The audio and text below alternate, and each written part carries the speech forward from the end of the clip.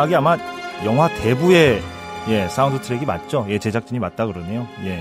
이 음악을 좋아하실지 모르겠습니다. 한번 여쭤봐야 되겠네요. 오늘도 나오셨습니다. 목요일 코너 보수의 품격 윤여준 전 장관 나오셨습니다. 이 음악 마음에 드세요? 어떻게 나오셨어요? 소개 음악으로. 네, 저는 뭐 좋아합니다.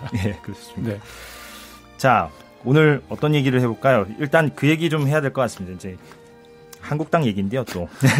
염증 안 나세요? 예? 염증 안 나세요? 그래도 계속 일주일 사이에 뉴스가 계속 나오니까 말이죠. 그거를 뉴스라고 생각해야 되나요? 뉴스가 아니다. 언론 책임도 좀 있는 것 같긴 합니다. 뭐 책임에 일단 부분적인 책임이 있다고 할 수 있겠죠. 저도 옛날에 뭐 정치부 기자 해봐서 아는데 언론은 늘 새로운 걸 써야 되잖아요, 기사를. 어제 쓴 걸 또 쓸 수는 없잖아요. 강박이 있죠. 근데 이거는 비대위원장은 사람에 관한 거 아닙니까? 그럼 어제 안 나왔던 이름이 나와야 되는데 오늘은 사람이 뻔하잖아요. 그러다 보니까 이제 많은 분의 이름이 등장하게 되는 거죠. 그런 점은 있을 거예요. 너무 많이 등장하더라고요. 제가 지금 좀 읽어보겠습니다. 그래도 왜냐하면 언론 보도에서 나오니까. 그러니까 기존에 정당에 한국당에 몸담았던 분들 말고도 물론 이제 이해창 전 총재는 전신 한나라당 총재를 하셨지만 이해창 전 총재 얘기 나오고 아주대 이국종 교수, 도올 김용옥 선생, 고려대 최장집 교수, 이석수 전 청와대 감찰관 그리고 이정미 전 헌법재판관, 박근혜 전 대통령 탄핵한다 이 말을 했던. 자, 이분들 본인들 의사와 상관없이 이렇게 거론이 되는 것 같아요. 이 보도를 보시고 좀 어떠셨어요? 글쎄 좀 저는 또 웃음이 나오던데요.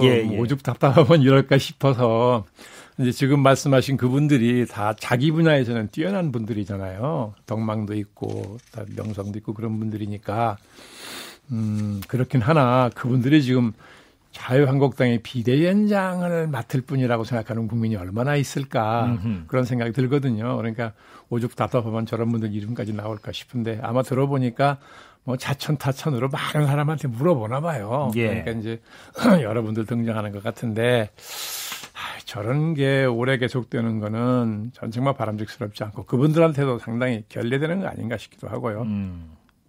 지난주에 김병준 전 총리부장 좋은 말씀 많이 해주셨잖아요.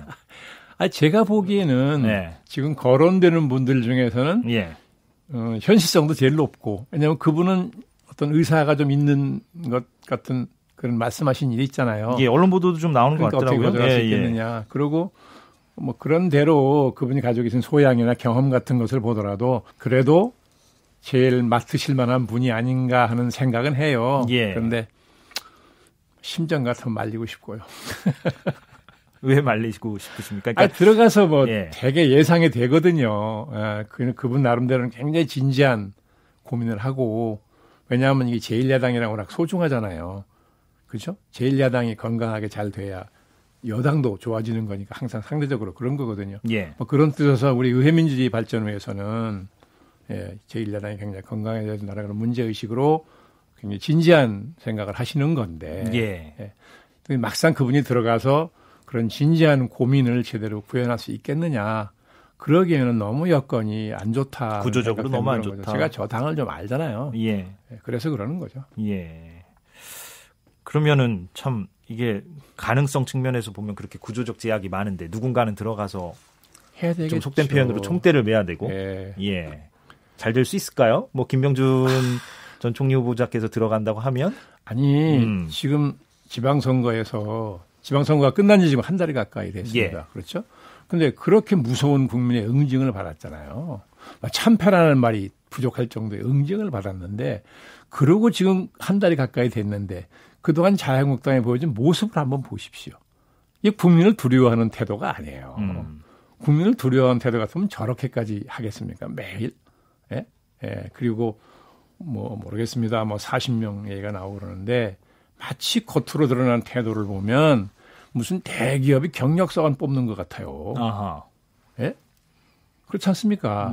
자기들이 왜 국민에게 그런 응징을 당했는지 철저하게 반성하는 모습도 없고 현수막 하나 걸어놓고 무릎 꿇고 저희가 잘못했습니다 하더니 그다음에 바로 그냥 원래 모습 보여주고 있는 거 아닙니까 지금. 근데 많은 사람들을 좀 이렇게 거론해서 좀 그중에서 제일 훌륭한 분들을 뽑겠다는 그 취지 자체는 있을 수 있는 거 아닌가요? 40명, 근데 그러려면 태도가 좀 진지해야 되는데. 근데 지금 이번 주도 정하지 않고 다음 주에 또 뭐 정한다는 거 아니에요? 예. 예. 그럼 또 숱한 분들 이름이 이제 아마 언론에 나올 겁니다. 그분들에 대해서도 예의가 아니라고 저는 생각을 하고 우선 태도 자체가 진지하지 않아요. 예를 들면 뭐 친박계로 꼽히는 김진태 의원은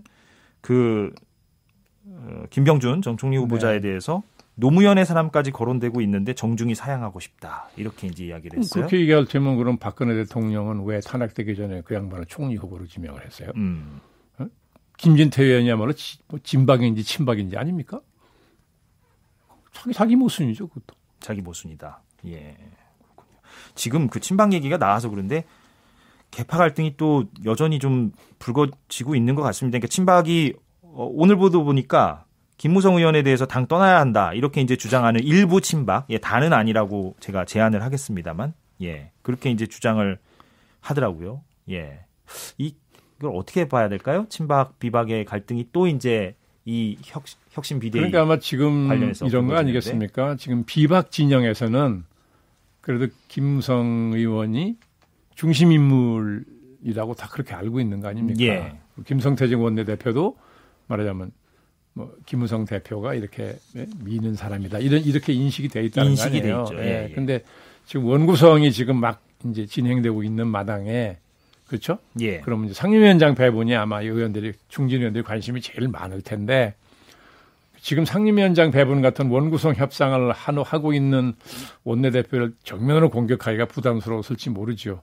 그러니까 그 뒤에 있는 중심 인물이라고 생각하는 김무성 의원을 공격하면 효과는 마찬가지 효과를 누릴 수 있다. 예. 예. 뭐 그런 계산 아니겠습니까? 뭐 잘은. 그래서 이제 뭐 그 비대위원장이 누가 오면 네. 예전에 이제 그런 경우도 있었잖아요. 2016년인가요? 이제 친박계의 어떤 조직적인 반발 때문에 당시 이제 소장파로 꼽혔던 김용태 의원이 이제 혁신위원장 하려다가 네. 못한 적이 있었잖아요. 네. 그러니까 그렇죠. 만약에 외부에서 누구든 김병준 씨든 누구든 말하자면 모셔왔는데 이 친박계의 어떤 반발로 인하여 이게 뭐 또 비대위원장 자체를 또 못하게 되는 그런 경우까지도 생길 수도 있는 거고. 예, 그러니까 뭐 지금 저렇게 딱 양쪽으로 갈라져서 계파 싸움을 하고 있는데 한쪽이 극렬하게 반대하면 되는 게 아무것도 없을 거예요. 예. 예. 그러니까 아까 제가 말씀드린 것처럼 김병준 교수 같은 분도 심정 같으면 말리고 싶다는 얘기를 그래서 드린 거죠. 네. 그렇군요. 알겠습니다. 지난번에 그 인적 청산이 가장 중요하다고 말씀하셨잖아요. 예. 그래서 그 사례로 제가 기억하기로는 예를 들면 인적 청산이 어떻게 되는 거냐. 예를 들면 이제 뭐 전국의 그 당협위원장들이 뭐 일괄적으로 뭐 사표를 딱 제출해가지고 네. 비대위원장에게 이제 정권을 네. 일임한다라든가. 네. 또 공천 관련해서 그러니까 물론 아직 총선이 멀었습니다만 네. 결국에는 언론에서 뭐 시사 토크쇼 같은 거를 보면 결국에는 핵심은 2020년의 공천인데 이거를 비대위원장이 어떻게 관리할 것이냐 그때까지 공천권을 둘러싸고 이 얘기가 많이 나오더라고요. 그러니까 어떻게 혁신하면 될까요? 비대위 설치 시한이 지금 얘기되고 있는 게 뭐 연말까지 정도라는 거 아니에요? 예. 예, 내년 초에 뭐 전당대회 한다는 건데 근데 지금 비대위원장이 무슨 수로 요다음 총선에 공천권을 갖게 된다는 것이 전 잘 모르겠습니다. 예? 그걸 어떻게 보장한다는 거예요? 예. 전당대회 열리면 새로운 지도부가 등장할 텐데. 예, 그럼 그 지도부가 갖는 공천권을 미리 비대위원장한테 줘놓는다는 얘기인가요? 저는 그 무슨 소리인지 잘 모르겠고요. 예. 근데 지금 그나마 지금 자유한국당이 국민들한테 정말 진지하게 반성하고 뭔가 바꾸겠다는 모습을 보이려면 예. 가장 핵심적인 방법은 그거예요. 저 당협위원장 전원이 일괄사표를 비대위원장에 제출한다는 거죠. 당협위원장이니까 예전으로 치면 지구당 위원장인 거죠. 예, 우리가 그게 더 익숙해서 그러니까 이제 국회의원 당선된 분들도 대개 다 이제 지역구는 당협위원장이고 또 원외 당협위원장도 있고 그런 거죠. 네, 당협위원장들이 일괄사표를 내고 맡긴다 우리 거취를 당신한테 하면 인적 청산이 어느 정도 이루어질 수 있겠죠. 그게 자연스럽게 공천까지도 이제 이어지는. 그런데 어차피 말이 좋아서 인적 청산이지 인적 청산을 하는데도 무슨 비대위원장 맘대로 또는 비대위원들이 자의적으로 결정해서 뭐 누구를 내보내겠네 뭐 이렇게 할 수는 없는 겁니다. 명백한 어떤 기준이 있어야 되는 거죠. 원칙과 기준에 의해서 공정하게 선정돼야 되는 거잖아요. 그게 첫째 중요하고 그런 원칙을 적용한다 하더라도 야당은 인적 청산을 한꺼번에 많이 못해요. 당이 깨지거든요. 그러니까 지난 2000년도에 16대 총선 때 공천 개혁을 할 때 대표적인 중진 6분을 공천 탈락을 시킨 일이 있어요. 예. 그때 제가 이회창 총재한테 보고한 게 그겁니다. 야당은 양적 개혁을 못합니다. 질적 개혁을 해야지. 그 질적 개혁이 뭐냐 물으시길래 상징성이 강한 소수 인물을 바꾸는 겁니다. 그게 누구냐? 그래서 뭐 이렇게 제가 말씀드린 일이 있는데, 예, 그런 식으로 그러니까 상징성이 강한 구시대를 상징하는 상징성인 거죠. 예, 강한 소수의 인물을 바꾸는 거. 그 정도 이상 하기가 사실 어려운 거거든요. 어렵다. 양적으로 확대하기는 어렵다. 한 번에 그렇게 못하는 겁니다. 그러니까 이게 여러 차례 걸쳐서 이제 단계적으로 바꿔 나가야 되는 것이거든요. 그러니까 자유한국당이 전신인 새누리당, 한나라당 시절부터 그러니까 2000년도 16대 총선 공천에서 그만큼 했으면 그다음 총선에서 또 그 정도로 하고 몇 번 이렇게 했으면 당이 굉장히 바꿔졌겠죠. 근데 그 뒤에 다 흐지부지 돼버렸으니까 그게 안 또 됐다. 옛날로 돌아가 버린 거잖아요. 예. 네. 그러니까 저런 구태를 지금도 보여주고 있는 거예요. 개헌 얘기는 어떻습니까? 이제 그 지금 김성태 원내대표 개헌 얘기를 꺼냈고 그랬는데 개헌 필요하다.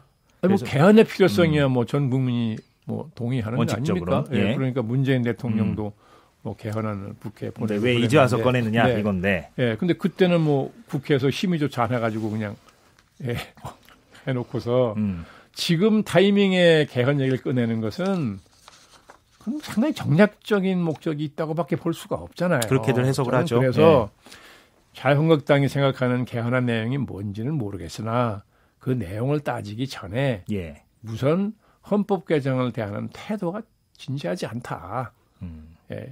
헌법이란 국가의 기본법이잖아요. 알다시피 국가의 기본법을 그러지 않아도 과거에 9차례 개헌되는 과정을 보면 헌법이 유린됐다고 하는 경우가 많았는데 지금 와서도 또 헌법 개정, 국가의 기본법을 고치는 것을 정치적 이해득실을 따져서 정략적인 목적으로 하는 것 같은 지금 타이밍 꼭 그렇게 비칠 수밖에 없잖아요. 이렇게 하는 것은 정말 삼가해야 될 일이라고 저는 생각을 하죠. 근데 개헌은 그렇다 치더라도 좀 어려우니까 실질적으로도 그렇고 절차적으로도 그렇고. 근데 이제 홍영표 민주당 원내대표도 그런 말은 한 것 같아요. 그러니까 개헌은 어렵더라도 선거구제 개편 정도는 그래도 얘기를 해볼 수 있는 거 아니냐.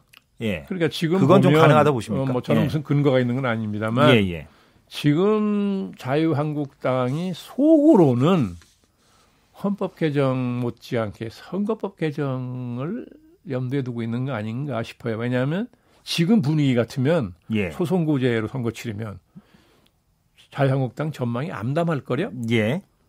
그러니까 선거구제를 바꾸겠다는 생각을 함직해요, 보기에.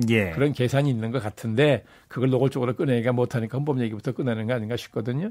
그런데 저는 어차피 자유한국당 의도가 뭐가 됐든 저는 선거구제를 소선거구제를 바꾸는 건 찬성하는 사람입니다. 중대선거구제로. 연동형 비례대표제는 어떻게 보세요? 그것도 해야 된다고 생각을 하고요. 그럼 좀 선거제도가 굉장히 복잡한데 그렇죠. 저는 지금과 같은 제도는 안 된다. 이건 순전히 양당 구조를 만들기 위한 선거제도거든요.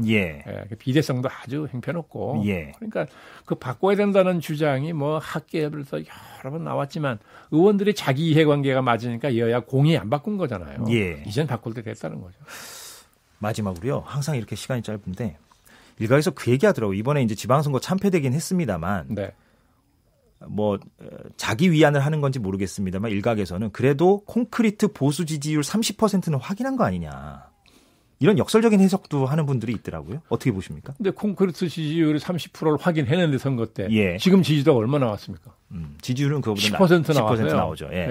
그 지금까지는 콘크리트 지층이 있다고 본 건데 어차피 30% 가지고 선거 이기기 어렵기도 하지만 그 항상 콘크리트라고 본다는 건 그 정말 오산이에요. 그랬으면 지난 선거 결과가 저렇게 나왔겠어요? 그게 콘크리트가 아닐 수 있다. 물론이죠. 그러니까 강고한 콘크리트 지층이 있기는 있겠죠. 얼마가 될지 모르겠으나. 근데 그것만 믿고 정치해가지고는 집권은 영원히 포기한다면 모르겠어요. 그러려면 그 정당에 존립하는 이유가 뭔지 모르겠네요. 알겠습니다. 오늘도 너무 재밌게 말씀 잘 들었습니다. 윤여준 전 장관과 보수의 품격 얘기했습니다. 감사합니다, 장관님. 네, 수고하셨습니다. 고맙습니다.